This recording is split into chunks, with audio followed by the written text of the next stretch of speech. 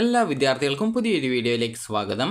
ഈ വർഷത്തെ +1 higher secondary, +2 higher secondary, say അല്ലെങ്കിൽ ഇംപ്രൂവ്മെൻറ്റ് അല്ലെങ്കിൽ കമ്പാർട്ട്മെൻ്റൽ വിഭാഗം അല്ലെങ്കിൽ സ്കോൾ കേരള പ്രൈവറ്റ് രജിസ്ട്രേഷൻ എന്നിങ്ങനെ വിവിധ വിഭാഗങ്ങളിലായിട്ട് അല്ലെങ്കിൽ +2 സേ അല്ലെങ്കിൽ +2 പബ്ലിക് എക്സാം അല്ലെങ്കിൽ റെഗുലർ എക്സാം എന്നിങ്ങനെ വിവിധ വിഭാഗങ്ങളിലായിട്ട് +1 +2 മാർച്ചിലെ പരീക്ഷ എഴുതാനായിട്ടിരിക്കുന്ന വിദ്യാർത്ഥികളിൽ ഇതുവരെ രജിസ്ട്രേഷൻ ചെയ്യാൻ സാധിക്കാതിരുന്ന കമ്പാർട്ട്മെൻ്റൽ അല്ലെങ്കിൽ റെഗുലർ അല്ലെങ്കിൽ പ്രൈവറ്റ് അല്ലെങ്കിൽ സ്കോൾ കേരള എന്നിങ്ങനെ വിവിധ വിഭാഗങ്ങളിലായിട്ടുള്ള വിദ്യാർത്ഥികൾക്ക് രജിസ്ട്രേഷൻ ചെയ്യുന്നതിനായിട്ടുള്ള അവസരം വിദ്യാർത്ഥികൾക്ക് ഡിസംബർ 31 തീയതി വരെ പരീക്ഷാ ഫീസും അപേക്ഷയും സ്കൂളിൽ നൽകി ഈ ഒരു രജിസ്ട്രേഷൻ പൂർത്തീകരിക്കാവുന്നതാണ്.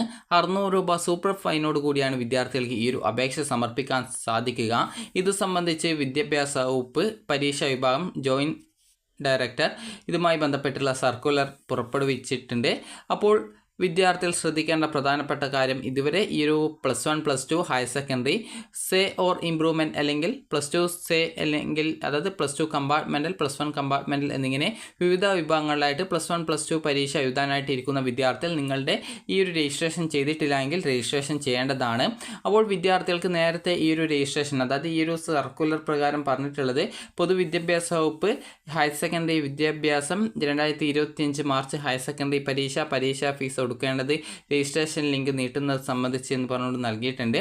അപ്പോൾ 2025 മാർച്ചിൽ നടക്കുന്ന ഹയർ സെക്കൻഡറി പരീക്ഷകളുടെ ഫീസ് സൂപ്പർ ഫൈനോടുകൂടി അടക്കേണ്ട അവസാന തീയതി ഡിസംബർ 28/11/2024 സൂചന 1 പ്രകാരവും രജിസ്ട്രേഷൻ ലിങ്ക് 30/12/2024 5 മണി വരെ സൂചന 2 പ്രകാരവും നിശ്ചയിച്ചിരുന്നു.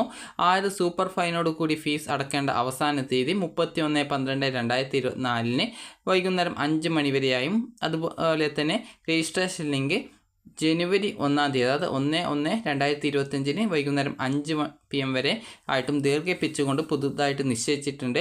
നിലവിൽ ഫീസ് അടക്കുന്നതിനായിട്ട് പ്രത്യേക അനുമതിക്കായിട്ട് അപേക്ഷിച്ചവരും പുതുക്കിയ തീയതിയിൽ തന്നെ അതത് കേന്ദ്രത്തിൽ ഫീസ് അടച്ച് നിങ്ങളുടെ രജിസ്ട്രേഷൻ പൂർത്തിയാക്കേണ്ടതാണ്.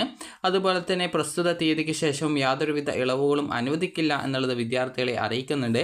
അപ്പോൾ ജോയിൻറ്റ് ഡയറക്ടർ പരീക്ഷാ വിഭാഗമാണ് ഈ ഒരു ഉത്തരവ് നൽകിയിട്ടുള്ളത്.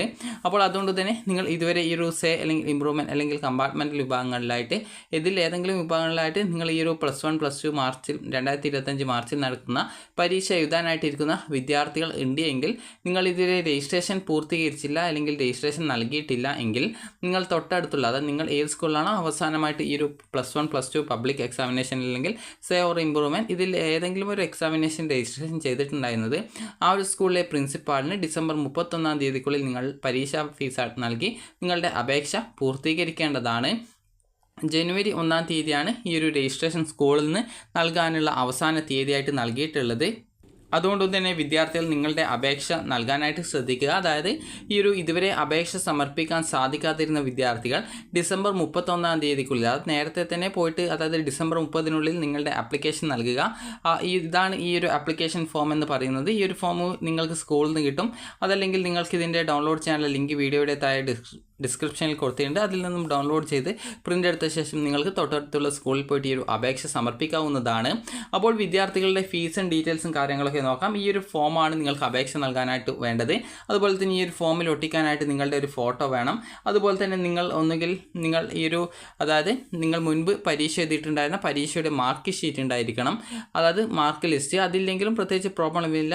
നിങ്ങൾക്ക് അതിൻ്റെ മാർക്ക് ഡീറ്റെയിൽസ് അറിയാമെങ്കിൽ അത് ഫില്ല് ചെയ്ത് കൊടുത്താൽ മതിയാകും. അതുപോലെ തന്നെ നിങ്ങൾ ഇംപ്രൂവ്മെൻറ്റോ മറ്റു കാര്യങ്ങളൊക്കെ ചെയ്യുന്നതാണ്, അതായത് സേ പരീക്ഷയൊക്കെയാണ് +1 ഇംപ്രൂവ്മെൻ്റ് ഒക്കെ ചെയ്യുന്നതാണ് എങ്കിൽ നിങ്ങൾ മുൻ വർഷത്തെ അതായത് മുൻപ് നിങ്ങൾ എഴുതിയിട്ടുണ്ടായിരുന്ന പരീക്ഷയുടെ മാർക്ക് ഷീറ്റ് കൊടുക്കേണ്ടതായിട്ടുണ്ട്.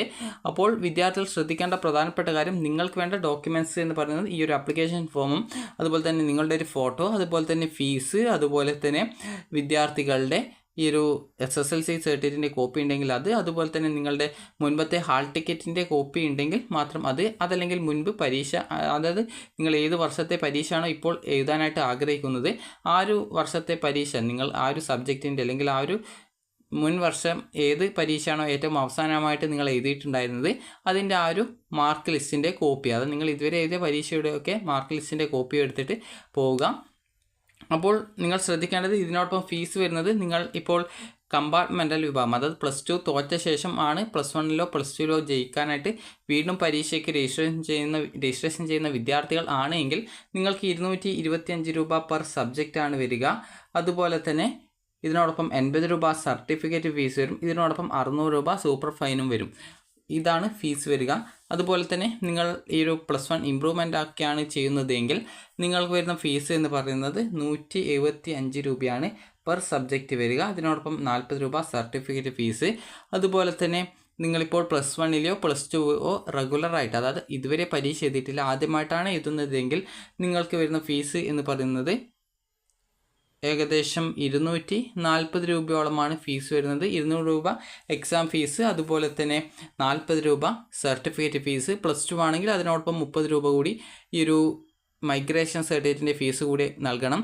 നിങ്ങൾ കമ്പാർട്ട്മെൻറ്റ് വിഭാഗമാണെങ്കിൽ നേരത്തെ പറഞ്ഞതുപോലെ 225 രൂപ പെർ സബ്ജക്റ്റും, അതുപോലെ തന്നെ ഇതിനോടൊപ്പം 80 രൂപ സർട്ടിഫിക്കറ്റ് ഫീസും, അതുപോലെ തന്നെ വിദ്യാർത്ഥികൾക്ക് 600 രൂപ സൂപ്പർ ഫൈൻ കൂടി നിങ്ങൾ നൽകണം. അതുപോലെ നിങ്ങൾ ശ്രദ്ധിക്കേണ്ട പ്രധാനപ്പെട്ട കാര്യം, പല വിദ്യാർത്ഥികളും ചോദിച്ചതാണ്, +1 +2 2 വർഷത്തെയും എഴുതുന്നില്ലെങ്കിൽ, നിങ്ങൾ ഉദാഹരണത്തിന് +1ലെ സബ്ജക്റ്റാണ് തോറ്റത്, കമ്പാർട്ട്മെൻറ്റ് വിഭാഗമായിട്ടാണ് എഴുതുന്നത്, അങ്ങനെയെങ്കിൽ +2വിൻ്റെ ഏതാണോ, ഏത് പരീക്ഷാ പേപ്പർ ഏത് വർഷത്തേതാണോ കിട്ടുക എന്നുള്ളത്. അപ്പോൾ നിങ്ങൾ +1ൻ്റെയും +2ൻ്റെയും ടൈം ടേബിൾ നോക്കുക. +1 ആണ് തോറ്റതെങ്കിൽ +1ൻ്റെ പരീക്ഷ നിങ്ങൾക്ക് എപ്പോഴാണുള്ളത് ആ ഒരു ദിവസം പോയിട്ട് പരീക്ഷ എഴുതുക, അത്രമാത്രമാണുള്ളത്. അപ്പോൾ നിങ്ങൾക്ക് ഈ ഒരു വീഡിയോ ഉപകാരപ്രദമായിട്ടുണ്ടെന്ന് കരുതുന്നു. അപ്പോൾ ഇതുവരെ രജിസ്ട്രേഷൻ ചെയ്യാത്ത വിദ്യാർത്ഥികൾ ഡിസംബർ 31 തീയതിക്കുള്ളിൽ പോയിട്ട് നിങ്ങളുടെ ആപ്ലിക്കേഷൻ നൽകുക.